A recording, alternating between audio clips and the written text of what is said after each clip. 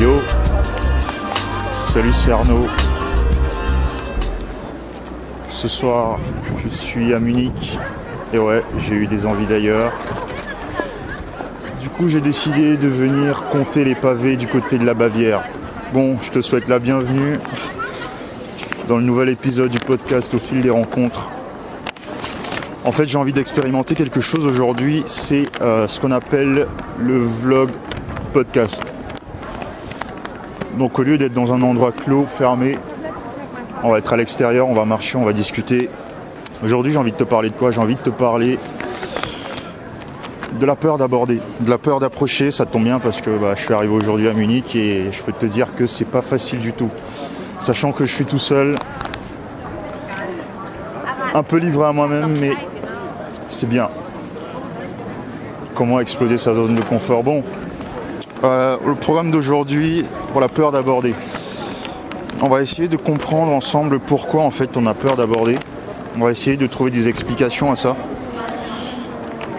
Et ensuite, on va voir comment on peut faire pour éradiquer un peu cette peur, même si je doute qu'elle puisse être éradiquée totalement.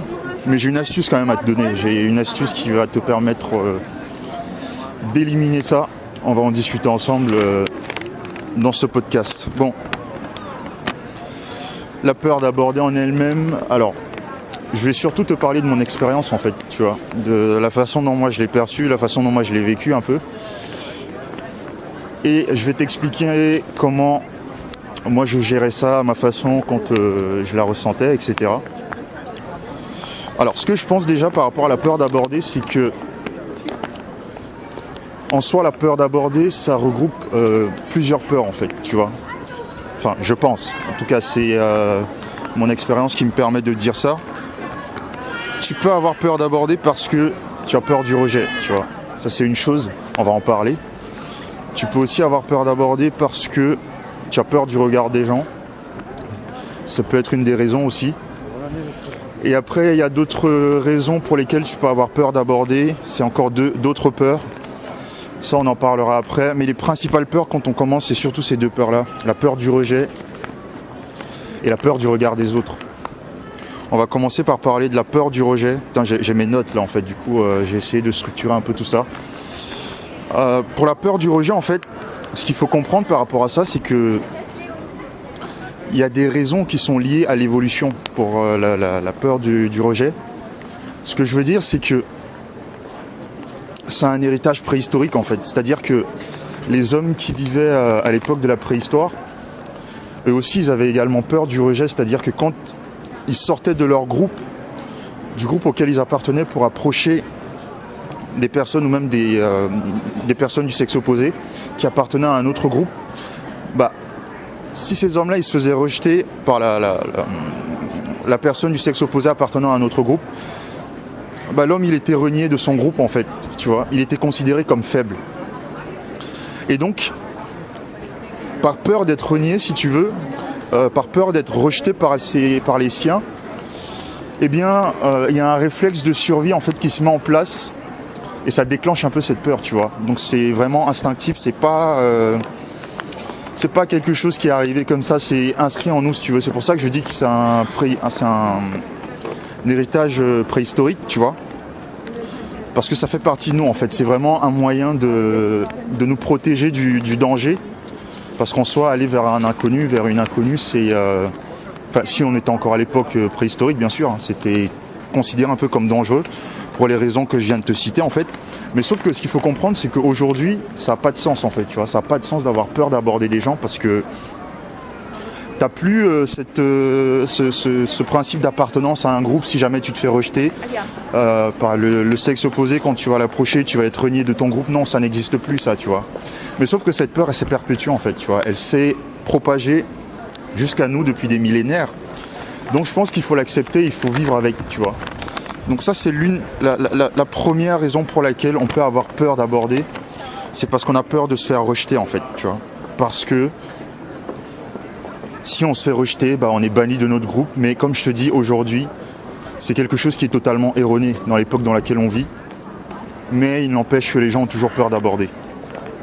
Maintenant, la deuxième raison pour laquelle je pense on peut avoir peur d'aborder des inconnus, c'est parce que tout simplement on a peur du regard des autres. Et ça, c'est un truc qui est très très présent même encore aujourd'hui. On a extrêmement peur du regard que les autres portent sur nous quand on fait des choses. Et donc on n'est pas libre en fait, tu vois, on n'est pas libre. Et ça, c'est dû à quoi ? C'est ce qu'on appelle, moi j'ai rien inventé, hein, c'est des chercheurs qui ont fait ces observations-là, en observant le comportement de certains individus. C'est ce qu'ils ont appelé en fait l'effet projecteur, c'est-à-dire que en faisant quelque chose, si tu as le sentiment de faire quelque chose de bizarre, de faire quelque chose qui est étrange, de faire quelque chose qui n'est pas normal, entre guillemets, tu seras mal à l'aise et tu auras le sentiment que l'attention de tous ceux qui sont autour de toi est focalisée sur toi. Alors que c'est pas vrai du tout en fait. C'est totalement pas vrai. Et le problème avec ça, c'est quoi ? C'est que en fait, dans ta tête, tu as tendance à décupler en fait le regard que les autres portent sur toi. Tu as tendance à l'aggraver, tu as tendance à l'exagérer. Ce qui fait que, effectivement, quand tu fais quelque chose qui te paraît anormal, quand tu fais quelque chose qui te paraît pas commun, eh bien, tu as cette sensation d'être observé par tous, tu vois. Parce que tu fais quelque chose qui ne fait pas partie de tes habitudes, en fait, tu vois. En gros, tu sors de ta zone de confort, quoi, tout simplement. Et ça te met mal à l'aise. Et donc, ça provoque cette réaction-là, en fait, tu vois. Et tu as ce qu'on appelle cet effet projecteur, en fait. Mais sauf que pareil, l'effet projecteur en fait c'est erroné parce que, enfin, c'est pas que c'est erroné, c'est quelque chose qui est totalement observable, mais c'est juste la réaction que nous avons par rapport à ce qu'on fait, par rapport aux situations dans lesquelles on peut se trouver. On a effectivement ce sentiment que tout le monde nous observe. Mais s'il y a une chose qu'il faut comprendre en fait, c'est que premièrement tout le monde est comme ça, tout le monde a cette impression que tout le monde a cette impression d'être observé, alors que ce n'est pas le cas. Mais aussi, à l'opposé de ça, tout le monde, en fait, s'en fout de tout le monde. Ça paraît absurde dit comme ça, mais c'est la vérité. C'est que les gens, ils pensent d'abord à eux-mêmes avant de penser aux autres. C'est comme ça, tu peux l'observer autour de toi. Hein. Je sais pas, tu vas dans la rue, tu fais un truc complètement absurde, par exemple, tu peux regarder sur internet, tu as des gens qui ont fait ce genre d'expérience, par exemple, t'allonger sur un trottoir, ou même tu regardes des clochards, même dans des grandes villes, tu regardes des clochards. À Paris, par exemple, moi ça m'est arrivé de voir des gens allongés complètement sur le trottoir. On dirait qu'ils vont pas bien, tu vois. Mais vu que tu les vois tout le temps là, bah, tu te dis c'est normal, tu vois. Et du coup, pour quelqu'un qui n'a pas l'habitude, qui voit ça, il va être inquiété, tu vois. Mais sauf que pour ceux qui ont l'habitude de le voir, bah, pour eux, ça fait partie de leur quotidien. Du coup, ils font même plus attention et de toute façon, ils ne pensent qu'à eux-mêmes. Donc, comme je te dis, on est vraiment aujourd'hui très très individualiste. On pense d'abord à nous avant de penser aux autres. Donc, on s'en fout en fait de ce que les autres font. On n'en a strictement rien à faire. Mais après, tu as quand même des exceptions, tu vois. J'aimerais les préciser. Ces exceptions, c'est quoi ? Dans le cas où tu abordes par exemple une inconnue dans la rue, quand tu le fais en fait, tu as deux cas de figure parmi ceux qui vont t'observer. Enfin, déjà, il y a des femmes qui peuvent t'observer le faire, mais généralement quand elles vont t'observer, ce sera pas de façon négative, tu vois. Ce sera un peu... il y aura une certaine curiosité de leur part, tu vois, pour essayer de comprendre pourquoi tu fais ça, pourquoi c'est pas à elle que ça arrive, par exemple, tu vois. Donc c'est quelque chose qui intrigue plus les autres filles qu'autre chose en fait. Mais par contre, dans le cas des mecs, des hommes, plus précisément, tu as deux cas de figure, tu vois. Tu as deux cas de figure quand un mec aborde une fille dans la rue. Tu auras d'une part les mecs qui vont regarder avec un regard envieux, avec un regard haineux. Et donc ils vont juger la situation en fait, tu vois. Mais ça c'est pas parce que c'est pas parce qu'ils sont en désaccord avec ça, mais c'est parce que ils aimeraient le faire, mais comme ils ne sont pas capables de le faire, bah forcément ils t'envient, tu vois. Et ils ont cette haine, cette rancœur, parce qu'en fait, ils sont juste mis face à leur faiblesse, si tu veux. Et c'est la réalité, en fait. Combien de fois ça m'est arrivé d'aborder des filles et il y avait des mecs qui venaient de nulle part pour prétendre soi-disant qu'ils connaissaient la fille, pour la protéger, etc. Ça m'est arrivé plein de fois, ça, tu vois. Surtout à Paris. Moins à Strasbourg, mais surtout à Paris, parce que c'est une grande ville, notamment dans les coins touristiques, etc. Ça m'est arrivé pas mal de fois. Mais à l'opposé de ça, t'as d'autres mecs, en fait, qui, quand ils vont devoir aborder, au contraire, ils vont venir te féliciter, tu vois. Ils vont aussi être envieux, mais ils seront pas envieux de la même manière que les autres. Ils seront envieux dans le sens où ils aimeraient eux aussi savoir comment ça marche. Ils aimeraient l'apprendre, si tu veux, en fait. C'est ça le truc. Et ça, pareil, je l'ai expérimenté aussi sans le vouloir. Je me rappelle ce printemps, le printemps de cette année, j'avais abordé une fille qui sortait du centre commercial des Halles. Une jolie brune très mignonne. Je l'avais approchée et derrière moi, il y avait deux mecs. Et quand on s'est arrêté au feu rouge pour traverser, en fait, il y en a un des deux qui m'a tapoté sur l'épaule et qui m'a dit « Ouais, bien joué mec, c'est cool ce que tu fais ». Il a continué son chemin, tu vois. Pareil, ça m'était aussi arrivé un autre soir, mais ça c'était quand je commençais encore. J'avais abordé une fille à la sortie de la Salamandre. Il était, je crois, 1h30, 2h du matin. Et bon, la fille, elle s'était pas arrêtée, elle avait continué son chemin. Et t'as un mec qui est venu me voir pour me demander comment j'avais fait, qu'il fallait que je lui montre comment j'avais fait, parce que il aimerait savoir comment faire, en fait, tu vois. Et donc, tu vois, t'as ces deux cas de figure-là, quand tu approches, uniquement ces deux cas de figure-là chez les mecs, quand tu es soumis au regard des autres. Mais vraiment, globalement, ce qu'il faut retenir, c'est que, de manière générale, les gens n'en ont rien à foutre,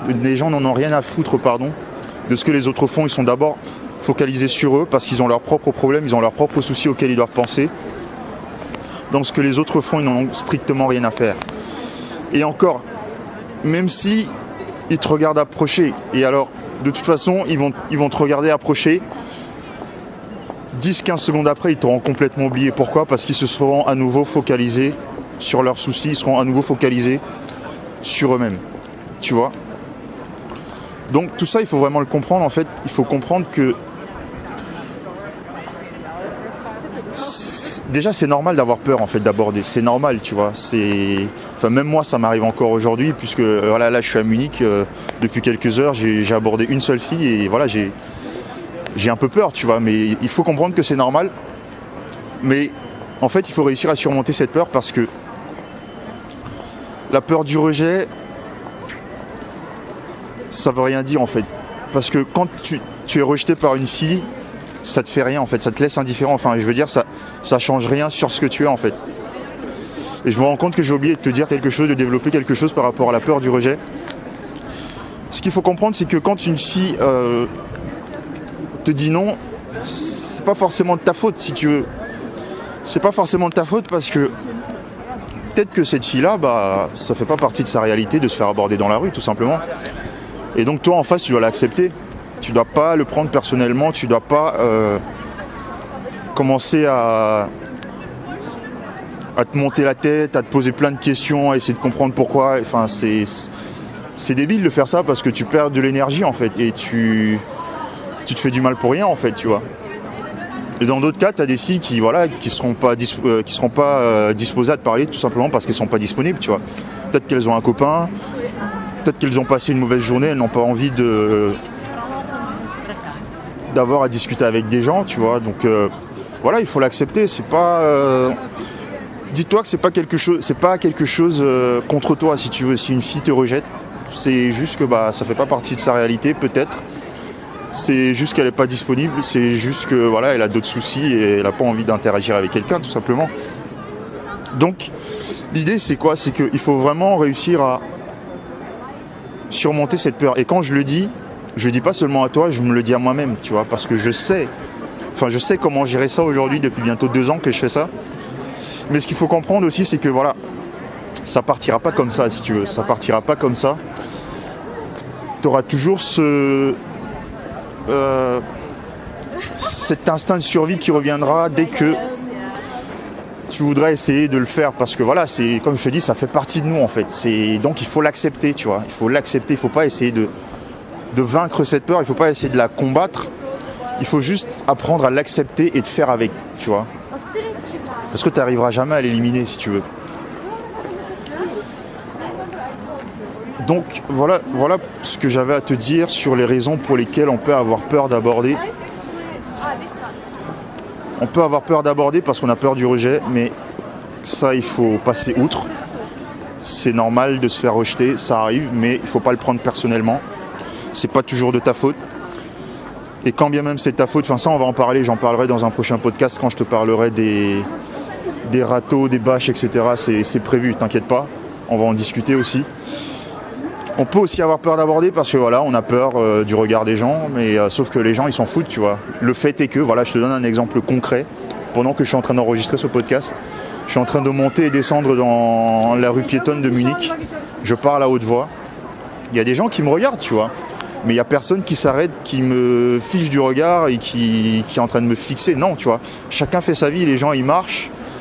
Ok, ils voient bien qu'il y a quelqu'un qui est en train de parler tout seul dans la rue, mais qu'est-ce qu'on en a à foutre, tu vois. Ils ont autre chose à penser, c'est Noël, ils ont peut-être des cadeaux à offrir à leurs copines, je sais pas, tu vois.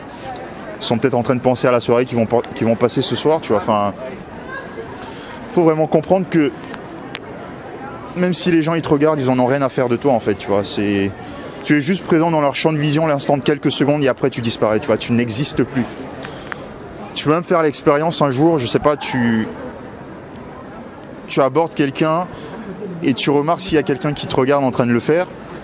Si tu recroises la personne 5-10 minutes après, pose-lui la question si elle t'a vu. Il y a très peu de chances qu'elle te dise oui. Tu vois, il y a vraiment très peu de chances, à part si la personne elle a vraiment une mémoire très développée. Bref, voilà ce que moi j'avais à te dire sur les raisons pour lesquelles on peut avoir peur d'aborder. Maintenant, on va essayer de voir comment on peut gérer ça. Tu vois, on va essayer d'en discuter également. Et ça, pareil, je vais essayer de me baser sur mon expérience des approches. Je vais te parler un peu des façons dont moi j'apprenais à gérer ça, même si aujourd'hui c'est pas encore évident. Tu vois, je vais te donner une astuce toute simple, c'est con, mais ça paraît tellement évident, mais bon, on n'y pense pas, tu vois. On veut toujours penser à... Je sais pas, on est toujours à la recherche d'une pilule magique si tu veux, mais sauf que la pilule magique, mec, elle n'existe pas, tu vois. Il n'y a rien de tout ça qui existe, il faut juste, comme je te dis, accepter ses peurs et faire avec. Donc sur la façon dont on peut gérer la peur d'aborder, moi, le seul moyen que j'ai trouvé, c'est vraiment d'accepter ses peurs. Tu sais, je me répète, mais déjà, il faut l'accepter et ensuite, il faut juste approcher en fait, tu vois, voilà. C'est ma méthode pour ne plus avoir peur d'aborder, c'est d'approcher, c'est d'aborder, voilà, tu vois, j'ai pas de structure toute faite à te donner, j'ai pas de technique particulière à te donner. Quand tu as peur de faire quelque chose, le meilleur moyen d'éradiquer cette peur, c'est d'affronter cette peur en fait. C'est complètement con, mais c'est ce qui paraît le plus évident, mais bon. Voilà, en tant qu'être humain, on est un peu mal foutu, on cherche toujours des solutions où il n'y en a pas. Mais moi, c'est comme ça que je vois les choses, tu vois. Quand tu as des peurs, le meilleur moyen de les éliminer, c'est de les affronter, en fait. Au début, c'est sûr que ce sera difficile, tu vois. Au début, c'est sûr que ce sera compliqué. Mais comme je te dis, il faut l'accepter, ça, tu vois. Il faut se dire que c'est normal de passer par là. C'est normal que ce soit difficile, c'est normal qu'on se sente mal quand on affronte ses peurs. C'est normal, mais c'est le seul moyen pour réussir à les éradiquer complètement. Mais comme je te dis, attention, la peur d'aborder, c'est pas un truc qui disparaîtra toujours. Qui disparaîtra pour toujours, pardon. C'est quelque chose qui sera toujours présent en nous parce que, comme je te dis, c'est un réflexe instinctif, c'est un réflexe de survie. Donc c'est normal d'avoir toujours peur d'aborder. Et dans ce cas de figure, en fait, ce qui se passe pour mieux gérer cette peur d'aborder, c'est d'aborder le plus rapidement possible, tu vois. Dès que tu es dans la rue, dès que tu sais que il est possible pour toi de faire des rencontres, essaye d'approcher le plus rapidement possible, tu vois. Surtout si tu sors pour draguer. Si tu dis que voilà, je vais sortir aujourd'hui, je vais me faire une session de drague, ça sert à rien de monter et descendre, d'arpenter les rues. C'est vraiment... Plus tu vas faire ça, en fait, plus ça va être difficile. Et moins tu auras de chance d'aborder. Et au bout de quelques minutes, au bout de quelques heures, tu vas abandonner. Je peux te dire, moi je l'ai fait pendant une période. Comme je t'ai dit, je passais beaucoup de temps à Strasbourg à monter et descendre dans ces rues. Ça m'arrivait de passer genre 2 heures, 2h30, 3 heures sans aborder personne. Et finalement, je rentrais chez moi, j'étais triste, tu vois, parce que voilà, j'étais pas capable de faire ce premier pas. Même encore aujourd'hui, ça m'arrive, tu vois. Donc je sais comment le gérer, mais bon. T'as toujours ce passage à faire qui est celui de maîtriser sa peur et de l'accepter. C'est pas évident, mais je pense qu'avec le pouvoir des habitudes, on peut y arriver assez facilement, tu vois. Donc voilà, clairement ça c'est ma méthode, c'est la façon dont je pense qui est la mieux pour atténuer sa peur d'aborder. Et je pense que plus tu vas aborder justement, plus tu seras désensibilisé à cette peur d'aborder, tu vois. Et comme je te dis, il faut le faire souvent. Et plus en fait tu vas entraîner ton cerveau à se retrouver face à ce genre de situation, plus il sera habitué, voilà. Plus tu vas l'habituer, plus ce sera facile pour lui d'identifier cette situation. Et moins la peur se fera ressentir en fait. Donc clairement, ce sera ça, le pouvoir des habitudes, approcher, même si c'est difficile, tu vois, même si tu as peur, même si tu as peur de te faire rejeter, même si tu as peur du regard des gens. Comme je te dis, le meilleur moyen d'affronter ses peurs, le meilleur moyen d'éliminer ses peurs, c'est de les affronter, tu vois. Donc, dans le cadre de la peur d'approcher, il faut juste approcher en fait. Comme je te dis, j'ai pas d'autre technique à te donner, c'est la seule et unique qui marche. Ça a marché pour moi à une période. Là, ça marche un peu moins parce que je sais que j'ai perdu en régularité. Donc, j'essaye de me réhabituer, tu vois. Donc voilà ce que j'avais envie de partager avec toi dans ce nouvel épisode du podcast Au fil des rencontres. Mais sache une chose, tout ce que je t'ai dit là, c'est pas seulement pour te donner des leçons, mais je m'adresse aussi à moi-même en fait quand je le dis, tu vois. Donc je suis dans le même cas que toi. Aujourd'hui j'ai encore peur d'aborder, mais voilà comment il faut faire. Si tu as peur, il faut juste y aller, il faut se lancer. Et tu verras que ça, pour l'avoir expérimenté pas mal de fois, tu vas faire ta première approche, généralement ça va mal se passer. Quand tu commences une session, bien entendu, tu vas faire ta première approche, ça va mal se passer. Dis-toi que c'est juste un moyen de mettre le pied à l'étrier, ça, tu vois. Et je pense que c'est même encore mieux si le râteau il est violent, tu vois. Comme ça te réveille, tu vois. C'est comme un seau d'eau sur la gueule quand tu n'es pas réveillé. Ça te permet vraiment de te mettre dans le bain et là tu comprends que voilà, il faut se prendre en main, quoi. Il faut s'engager dans ce qu'on est en train de faire. Tu vois, après tu vas faire la deuxième. Peut-être que ça va encore mal se passer, mais tu seras beaucoup moins affecté. Pareil avec la troisième. Et moi je sais qu'il me faut au moins 2-3 approches pour me sentir détaché et désensibilisé de la peur d'aborder en fait. Il me faut 2-3 approches dans une session pour me dire voilà, là c'est bon, ça y est, je suis lancé, je peux y aller, je peux ne plus me poser de questions et la session elle est lancée, tu vois. Moi il m'en faut 2-3 à peu près, parfois 4. Donc toi essaye de trouver ton rythme, essaye de trouver le moment à partir duquel tu n'auras plus peur et tout simplement tu te lances, voilà. Je pense que j'ai fait le tour du sujet. Je l'approfondirai davantage sur le râteau, les rejets. Moi, je vais continuer